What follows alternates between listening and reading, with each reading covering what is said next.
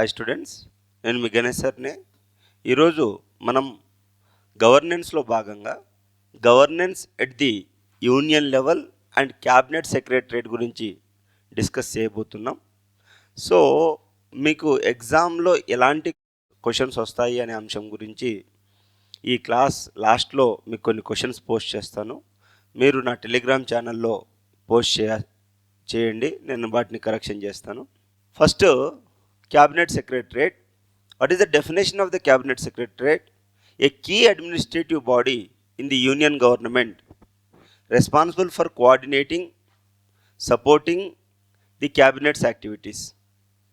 అంటే ఏంటిది? It is a key administrative body. ఇది ఒక కార్యనిర్వాహక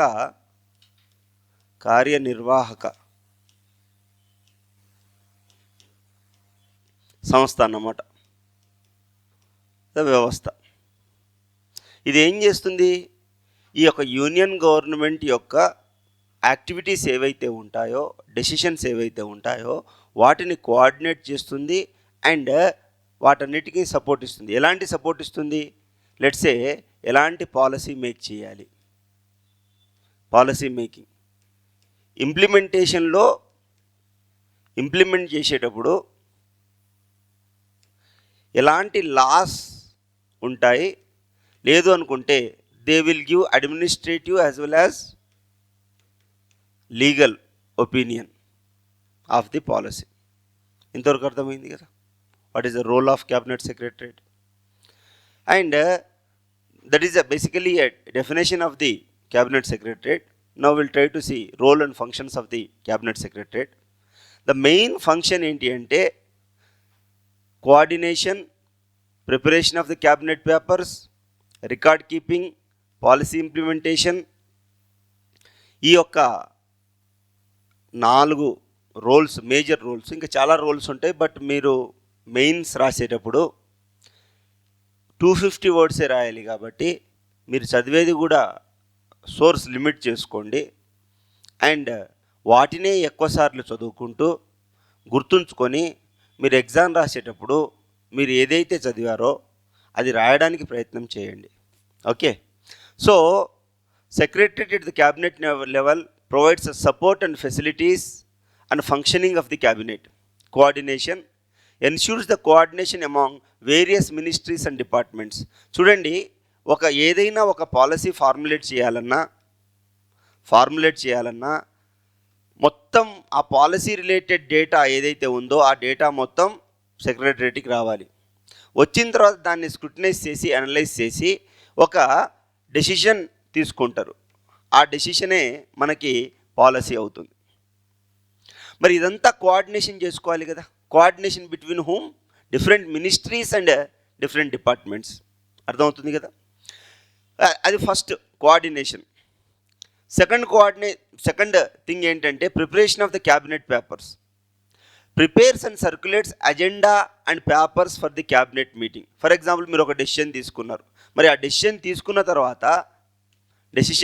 తర్వాత కౌన్సిల్ ఆఫ్ మినిస్టర్స్ కూర్చొని ఆ డెసిషన్ కరెక్టా కాదా, ఆ పాలసీ మీరు ఏదైతే అనుకున్నారో అది ఇంప్లిమెంట్ చేయొచ్చా లేదా అనేది ఏం జరుగుతుంది? డిబేట్స్, డిస్కషన్స్, డైలాగ్ జరుగుతుంది. అప్పుడే డెమోక్రసీ సర్వైవ్ అవుతుంది. అంతే కదా? మరి మీటింగ్ జరగాలంటే నీకు అవన్నీ ప్రింటెడ్ ఫామ్లో ఉండాలి, వాళ్ళందరికీ సర్క్యులేట్ చేయాలి. అది కూడా మనకి preparation of the cabinet papers అంటాం. Next, record keeping, maintenance of records of the cabinet meetings and decisions. దీన్ని మినిట్ నోట్ అంటాం అనమాట. ప్రతి ఒక్క మినిట్స్ ఆఫ్ ద మీటింగ్ అంటాం కదా. ఈ యొక్క మినిట్స్ ఆఫ్ ద మీటింగ్ అనేది ఈ యొక్క క్యాబినెట్ సెక్రటరేట్ చూసుకుంటుందన్నమాట. And assess the implementation. Next, policy implementation. Assess the implementation of policies decided by the cabinet.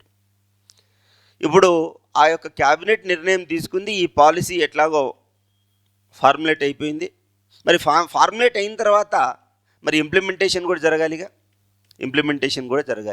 మరి ఈ యొక్క ఇంప్లిమెంటేషన్ జరగడానికి వాళ్ళు చాలా హెల్ప్ చేస్తారన్నమాట.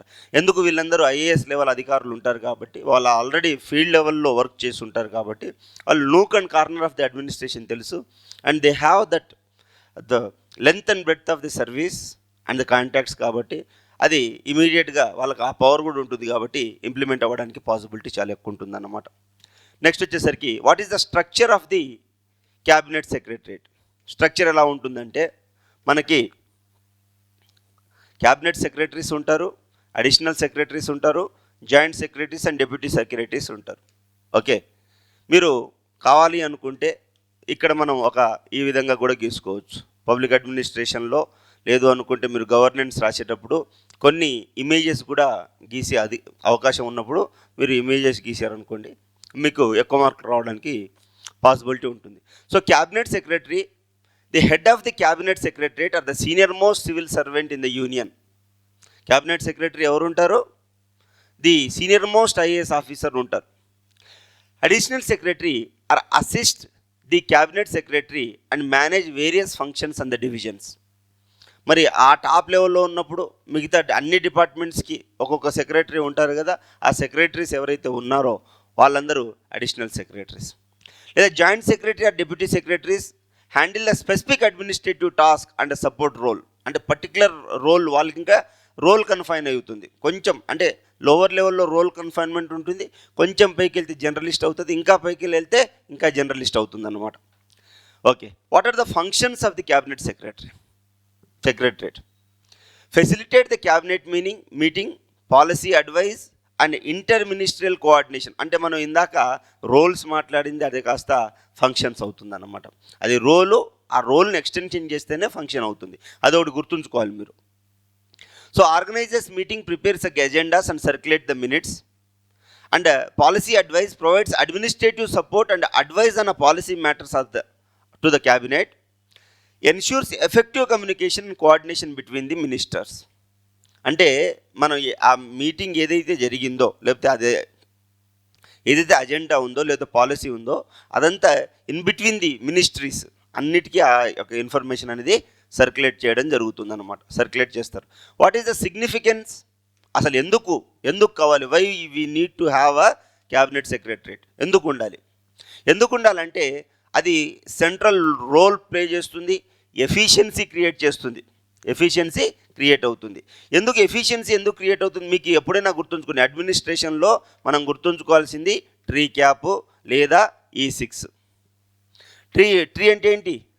Transparency, rule of law, efficiency and integrity, effectiveness, consensus building, accountability, participatory. Efficiency, effectiveness, equity, equality, economy, environment, empowerment.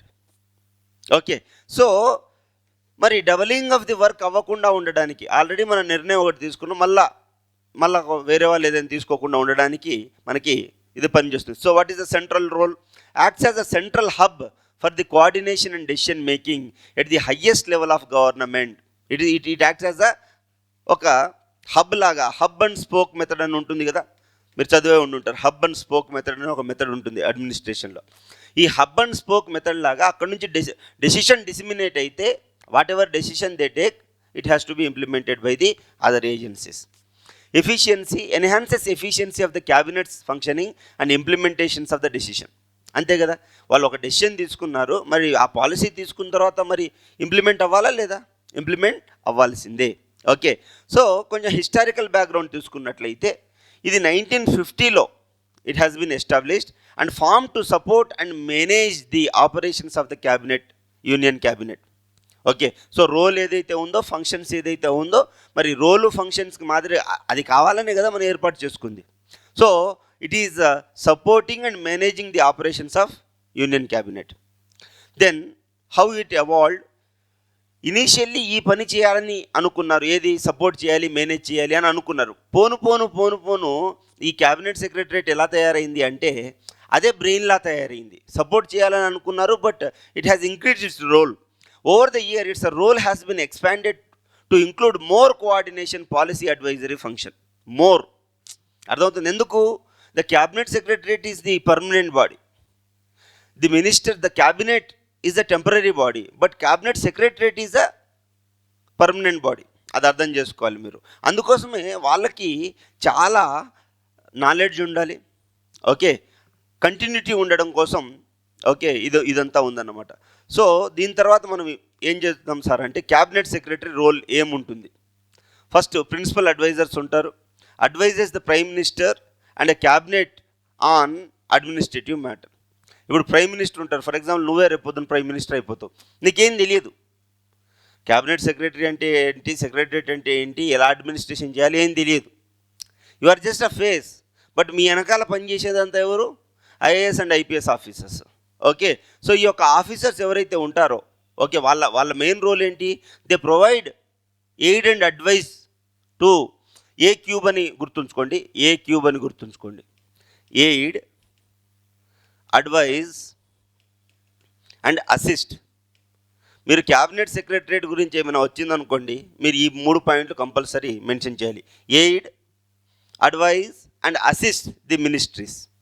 Okay, so the main role of the principal secretary is they will advises the prime minister and the cabinet ministers in what, in which matter, not a political matter, it is the administrative matter. So దాని తర్వాత so ఈ యొక్క principal secretaries ఎవరు ఉంటారు, head of the civil services ఉంటారు, oversees the Indian administrative service and coordinates the civil services matter. Appointment ఏ విధంగా చేస్తారు, appointed by the prime minister, typically the senior civil service rank. So ఐఏఎస్లో ఉన్నటువంటి senior most ranks and ఎవరికైతే integrity ఎక్కువ ఉండి efficiency ఎక్కువ ఉంటుందో ఓకే వాళ్ళని తీసుకుంటారన్నమాట. What are the functions of cabinet secretary? Cabinet secretary functions ఏంటి, ఇందాక మనం మాట్లాడినట్లు coordinatory, advisory and support to the PM. Coordination అంటే ఏంటి, వేరియస్ మినిస్ట్రీస్ని కోఆర్డినేట్ చేయాలి, డిపార్ట్మెంట్ని కోఆర్డినేట్ చేసి పాలసీ ఇంప్లిమెంటేషన్ ఎలా జరుగుతుందో చూడాలి. పాలసీ ఫార్ములేట్ చేశారు, మరి ఇంప్లిమెంట్ కూడా చేయాలి కదా, మరి ఇంప్లిమెంట్ చేయాల్సింది ప్రిన్సిపల్ సెక్రటరీస్ చేస్తారు. నెక్స్ట్ కోఆర్డినేషన్ చూసాం మనం. Advisory, they will provide advice to the administrative and procedural matter. మీరు ఒకటే గుర్తుంచుకోవాలి, ఏం గుర్తుంచుకోవాలి, ఏ క్యూబ్.